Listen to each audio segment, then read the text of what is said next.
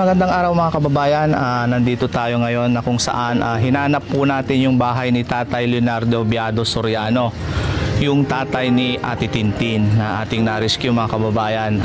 Hindi po kami nakapunta kahapon gawa nung malakas yung ulan, so minabuti natin ngayon mga kababayan na hanapin yung bahay ni Leonardo Soriano, at ito po ay nagtanong-tanong tayo mga kababayan para makita yung bahay. Ito na nga po, nandito tayo sa harap ng bahay ngayon ni Tatay Leonardo Viado Soriano. So ayun mga kababayan, in behalf of Daddy Frankie, siya din po yung nag-command sa atin para bisitahin at tingnan yung lagay ng dalawang anak ni Ate Tintin. Kasi sa kasalukuyan ngayon, nandun si Ate Tintin sa ating shelter. So nahanap na nga natin sa pagtatanong natin, nandito yung bahay nila Tintin. Kakausapin at kakapanayamin po natin si Tatay Leonardo Soriano. Samahan nyo kami mga kababayan. Tao po! Hello po, Tatay Leonardo. Ayun, nandito kami ngayon, Tatay. Kamusta ka? Pwedeng tumulin po? Pwede ko sir. Yan. Tatay, hindi po kami nakapunta kahapon gawa nung ang lakas ng ulan. Inantay nyo ba kami kahapon? Yung dalawang kapatid ko, umuwi na kagad baka hindi kayo, may busy kayo. Yes po, busy din po kami. So ngayon, medyo umuwi na rin yung panahon, kaya po kami dito napunta sa inyo. Hindi ka po ba bumiyahe ng pedicab? Hindi kasi mula. Wala kasama yung apo ko, sige, anak ni Christine. Kaya hindi po kayo nakakabiyahe. Bali, 3 lang po kayo dito. Bali, dalawang lalaki, bali 5 kami. Ay, hindi po. Bali 4, may ka-5 si Christine.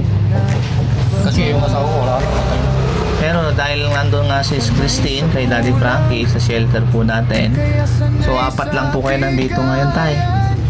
Dalawang lalaki, 4. Yung lalaki, Bali 5. yung lalaki kapatid ni Tintin, anak niya din. Kapatid. Hindi ba pwedeng iwan sa kanila na yung anak ni Ate Tintin para kahit paano ay makapag-sideline po kayo? Hindi, may trabaho sila sir. Ay, Kaya pag may pumapasok na siya, papasada rin ako. Kaya walang pasok na yun siya, kaya kasama ko siya. Yun po, napasya lang din namin kayo para makumusta namin yung anak ni Ate Tintin. Huwag po kayong mag-alala kasi safe naman po siya doon at hindi naman natin pinapabayaan. Nandun lang siya, pinakapakain sa tamang oras, at the same time pinapaliguan natin every morning. Yun po yung naging routine natin kay Ate Tintin. Nung napasyal ka doon, Tay, nakita mo naman, nasilip mo naman si Ate Tintin. So naging panatag ka ba? Nandun siya sa shelter? Nandun siya safety. No? Kung nandito, nandun bahay namin. Pag-alagala. Pag-alagala po siya. Open yan kasi yun sir, kaya Tay, gaano po ba kagusto na gumaling si Tintin? pag totally magaling na siya, saka na kung gusto nang bumalik na dito, di okay na. Okay na. Pag hindi pa bumalik, di doon pa rin siya sir. Maalagaan na muna namin sila. Kung dito naman, hindi ko naman si Christine. Kasi yung apo niya, ay ang apo ko. Pero yung apo nyo, Tay, nag-aaral na ba o hindi pa? Nag-aaral, grade 3. Yung panganay, grade 3. Yung bunso, Ay, nandun sa San Jacinto. bakit nasa San Jacinto? Wala na sila, pinabayaan. Ay, nasa tatay niya. Ay, yung tatay. Yung bunso. Bali yung panganay nandito po sa pangangalaga nyo. Si bunso nasa kanyang tatay. Tatay. Pag baka pupunta naman ako doon. Kung sakaling paipon ako ng pamasahe ko doon, sir. Papasyalan nyo si Tintin. Mahal na mahal ko si Christine. Mga anak ko, mahal na mahal ko sila. Oo, siyempre tayo, wala naman pong tatay, wala namang nanay na hindi niya po Bali, mahal yung anak. bali, ipi, wala na ang asawa ko, kaya ako Opo. Kasi balikan lang natin tayo, no? Sa pagkakaalam niyo po, bukod sa panganganak, kaya siya nagkaganyan, wala pang ibang parang dinamdam si Tintin? Bakit siya na-depress? siguro, yung asawa niya siguro. Ano ba yung pagkaka-observe niyo nung nagsasama pa si Ate Tintin at saka asawa niya? Alam ko, kung minsan nag-aaway sila. Tapos, nung nakita ko, parang inaano yung kamay, buti nakita ko, sir. Ay, yung asawa ni Ate Tintin po, bali dito siya tumira. Oo, tumira. Tapos, nung nagkasakit na siya, umalis na. Parang ibig mo sabihin tayo, parang pinagbubuhatan ng kamay si Tintin. Oo, buti nakita ko. Doon sa taas. Kaya, pinagalitan ko yung lalaki. Bukod sa mahal mo si Tintin, Sisipin ko siya tay, paano mo po ilarawan si Tintin nung hindi pa siya nakaganyan? Ano ba siyang klaseng anak para sa'yo? Ay, wala akong masabi. Mabait talaga yun. Mabait talaga. Mga anak ko, 3. Pati yung 2 lalaki, mabait yun. Hindi sila, dito lang. Pati si Christy. Kumusta na doon? Nakakausap nyo dito? Nakakausap namin bago kami pumunta dito ng team. Pinakain po namin siya. After niya pong kumain, pinaliguan ni Yaya kasi bawal naman tayo mga lalaki magpaligo sa kanya. So ang nagpapaligo po sa kanila naman si Yaya, yung babae namin kasama doon sa bahay. Siya ang nagpaligo. After po mabihisan si Ate Tintin, nag-usap kami, Kuya Christian tsaka ni Kuya Sam, na puntahan nga po kayo dito para sana kumustahin po yung anak ni Ate Tintin. Pero ayaw niya naman, nahihiya. Pero aware po siya sa nangyayari sa kanyang nanay. Oo, namimiss niya na yung mama niya eh. Sabi niya, kailan kayo uuwi si mama? Sana sa December magkasama ko siya. Sabi niya, pinag-usapan mo kanina. Kung kaya mo, pag magaling na siya, punta tayo doon, sabi ko. Ay, bali alam din ng kanyang anak na si Elizabeth yung pinagdadaan ng depression ni Ate Tintin. Oo, alam niya, kawawa naman ang mama ko, sabi. Alam niya nangyayari. Kung minsan, sipi, ate ko sa school, matadaanan namin sa palengke, umiiyak siya. Ay, minsan po, pag hinahatid niyo sa eskwela si Elizabeth, Matadaanan nakikita namin, niyo si Ate Tintin. Matadaanan namin. Nung nakikita niyo siya tayo, hindi niyo ba pinapauwi? Ay, pinapauwi, hindi niya ko minsan pinapansin. Tinitin lang kami. Tapos, sa paggabi, uuwi. Ay, umuwi naman po siya ng gabi dito. Tapos, papakainin ko, kumain ka na.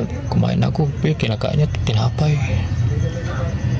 Kinakain niya. Simula nung hindi niyo na nakakasama po dito si Ate Tintin, mga ilang buwan na po siyang nawala dito? Ay, matagal na din. Nung namatay yung asawa ko, hindi ko nakasama dito yun. 1 buwan. Habang nakaburol po si nanay, Oo. wala na po si Ate Tintin. Tapos bumalik siya, hinahanap yung mama niya. Kasi tingnan mo tayo, no, from here sa tahanan nyo, sa tirahan nyo, itong bayan na ito, tapos nakarating po siya ng Malasiki. Sobrang layo na po yung nalakad niya. Ay, Hindi po basta-basta yung nalakad niya. siguro. Kaya, pakali ko na siguro, siyempre, alam nyo na yun, may diferensya, di napapagod. No? Kaya yun, nung nadaanan ng team, nag-decide po si Daddy Frankie na kunin si Tintin para dalhin sa shelter, para alam nyo yung purpose natin ng pagkuha sa kanila, para mapanood po nila yung video, para makilala ng pamilya nila. Kaya yun po, pag mga homeless na ganun po, talagang nagde-decide si Daddy Frankie na kung hanggat maaari, dadalhin sa shelter. Tapos nakita nyo naman siguro at napapanood nyo naman sa programa ni Daddy Frankie, hindi lang si Ate Tintin yung na-rescue niya, marami na po. Kaya nagpapasalamat ko sa inyo, kayo ang nakaano kay anak ko, kay Christine. Siguro sa pinagdadaanan ni Daddy Frankie ngayon, Hindi pa kami gaano nakakapag-usap kasi, pero alam namin na maganda naman yung plano niya kay Ate Tintin dahil nandun na po siya sa pangangalaga ng Team Daddy Frankie. So hindi naman siya pababayaan na hanggang doon lang yung gagawin ni Daddy Frankie. Gagawa't gagawa si Daddy Frankie ng paraan para syempre si Ate Tintin maibalik kung ano yung buhay meron siya dati. Kumbaga sa mga ganyan na katulad ni Ate Tintin, mabibigyan ulit ng pag-asa tatay. Opo. Hindi nyo pa nakakausap si Daddy Frankie, di ba? Hindi pa, sir. Kung sakali tayo na mapanood niya itong video na ito, anong masasabi mo kay Daddy Frankie? Ay, unang-una, nagpapasalamat ako sa Panginoon tapos sa kanila. Sila ang nakaano kay yung anak ko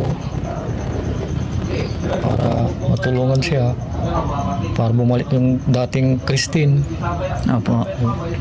Yun lang, sir. Salamat. So umaasa ka po na gagawin ni Daddy Frankie ang lahat ng makakaya niya? Opo, sir. Yun po yung panawagan natin kay Daddy Frankie. Opo. Ibali tayo sa pag-uusap natin to, mapapanood ni Daddy Frankie ito, ano? Gagawin niya po yung lahat ng kanyang makakaya, kung ano yung dapat itulong kay Ate Christine. Tulad nga po ng sabi ko na ibabalik si Ate Tintin kung anong buhay meron siya dati, parang magiging normal na buhay siya ulit. Opo. Kaya hanggat nandyan pa si Ate Tintin, itiwala nyo lang po sa amin, sa team, kay Daddy Frankie. Syempre tayo, samahan din natin ng dasal. Opo, hanggang borado. Diba? Dahil ano man yung mangyari, lagi nating sandigan, lagi nating sandata, ay lagi tayo pagdarasal. Dahil sa Diyos tayo wala namang imposible. Opo.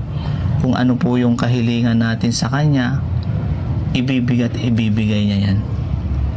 Nagtuturo siya sa Panginoon siya siguro tinuro kay Daddy Frankie mapulot si Christine. Opo. Kaya nagpapasalamat ako.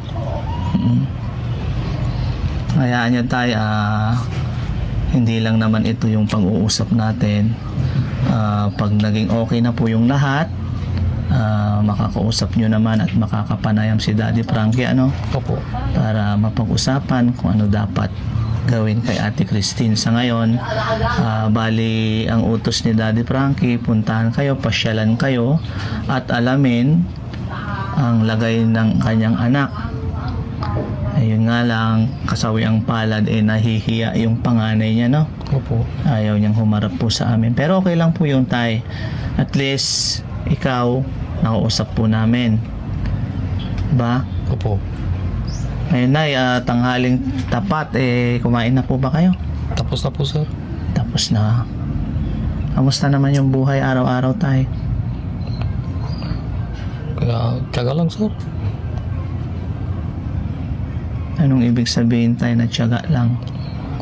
Kung may meron dyan makain, di ulam namin, pinagkakasya lang. Di ba tayo kung kumakain naman po tayo ng 3 beses sa isang araw, Opo, ano? opo. Okay po yun. Ganun lang tayo, tiyaga lang, sikap lang. Kasi ganun talaga ang buhay. So, Pero sabi nga po nila, habang may buhay, may pag-asa. may pag-asa. Kaya wag po tayo mawalan lagi ng pag-asa. Tulad ni Tintin, siguro po na karanas na din po kayo na parang gusto nyo ng sumuko dahil parang hindi nasusolusyonan ng problema. Parang gano'n na lang, sir. Sana, ako na lang sana, sabi ko sa sarili ko. Pero yun tayo, maling ano yun. Dapat, Oo, mali. kung nandyan yung pagsubok, harapin natin. Kailang pagsubok sa buhay natin tayo, hindi yan nawawala.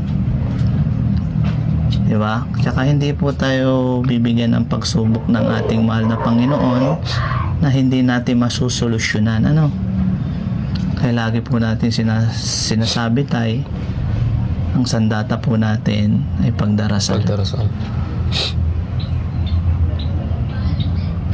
Yun tayo, sa ngayon, sinabi lang namin yung update natin kay Ate Tintin na nasa maayos siyang lagay doon, nakakakain na po siya sa tama, at syempre nakakaligo na siya sa araw-araw, unlike before na nasa lansangan siya, walang ligo, lipas kain, gutom ang inaabot niya sa kalsada, at hindi po natin masabi kung safe po siya doon kasi babae po siya. Opo. Alam nyo naman maraming dyan sa lansangan, hindi natin masabi, maraming masasamang loob dyan.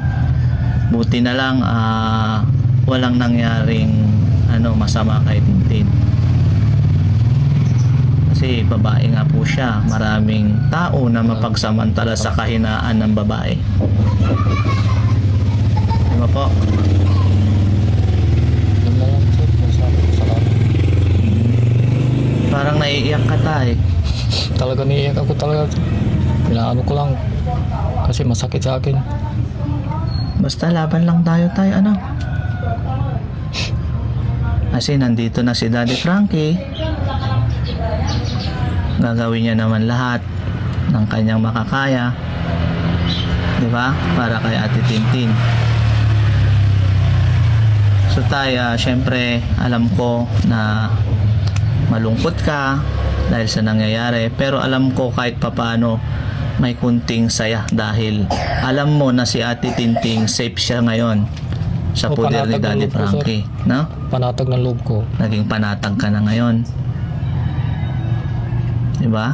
Opo. Kasi nakikita nyo naman kung ano yung mga programa ni Daddy Frankie. Sa mga katulad ni Ate Tintin, talagang tutulungan niya yung mga ganyan, di ba po? Laban lang tayo, kasi darating yung panahon, di ba, Opo. na magiging maayos na ang lahat. Nakakasama nyo na sa ulit si Ate Tintin nang namumuhay ng normal. Ganun po, gagawin po natin lahat ng makakaya para si Ate Tintin ay bumalik na sa buhay niya, kung anong buhay siya mayroon dati, Opo sir. Huwag mo nang isipin tayo na si Ate Tintin ay basta masasabi namin doon, nasa seguridad si Ate Tintin, safe siya doon sa shelter ni Daddy Frankie. May bigas ka pa tay? Kunti ng bigas namin sir. O konti pa, pero meron pa. Oo, meron pa. Hanggang bukas pa siguro yun sir. Siguro tayo, iwanan ka namin ng pansaing. Opo. May bigas pa tayo, Kuya Sam? Kuya Christian? Yes po, meron. Meron. Pakuha naman, Kuya Sam. Yan tayo, antayin lang natin magbibigay tayo ng bigas na kahit papano ay may pangsaing tayo sa araw-araw. Okay lang tayo na nakabidyo po tayo? Okay lang. Okay lang po. Alang-alang kay yung anak ko, kay Opo, Christine. okay lang po, i-upload natin sa video tsaka sa Facebook. Okay.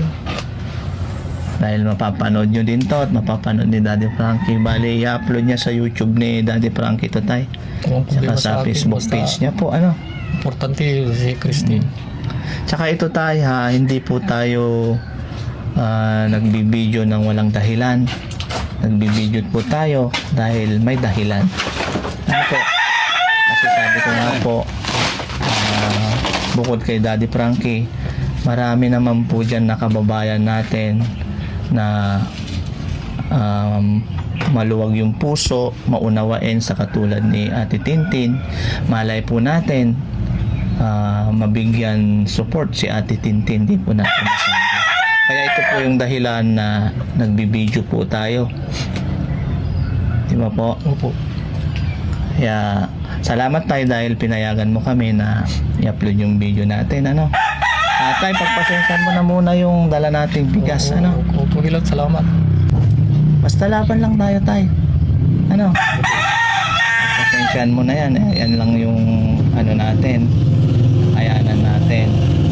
Bali, nag-alala po tayo, tay. Nag-update lang po tayo na nangyayari kay Ate Tintin doon sa shelter. Maayos naman po siya doon, tay, at nakakausap naman natin na maayos si Ate Tintin. So, Si Ate Tintin, binabanding din namin, tinitreat namin siya na isang tunay na pamilya doon. Para kahit papano yung problema niyang pinagdadaanan, kahit papano malimutan niya kahit papano. Bali tinitreat natin siya na kung ano yung normal na ginagawa namin doon. Ganon, sinasama namin siya. Sinasabay sa pagkain ng iba. Tapos after kumain, pinapaliguan, binibihisan. Yun lang po ginagawa natin. So tayo, hindi na rin kami magtatagal. Oo, salamat sa tulong niyo sa bigas.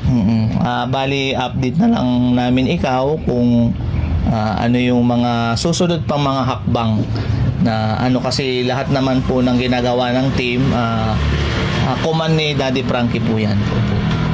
Lahat po ng kung ano lang po yung sinabi niya, yun lang po yung gagawin namin, yun lang po yung susundan namin. Kaya sa ngayon na tayo, yun lang po yung update namin doon. Huwag kang mag-alala dahil safe si Ate Tintin doon. Opo, salamat. Tatay? Opo. Ayun, malungkot pa rin si tatay kasi lungkot at tuwa mga kababayan, dahil malungkot siya dahil gano'n ang nangyari sa anak niya.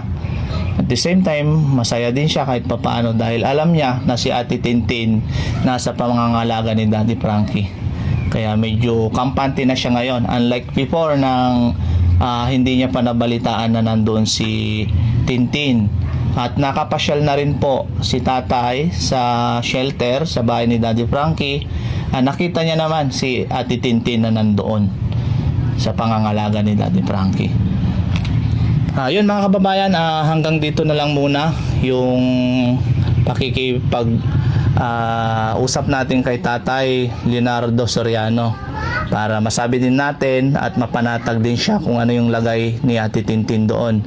Ayun mga kababayan, maraming salamat po sa inyong lahat mula Visayas, Luzon, Mindanao at sa mga kababayan nating OFW.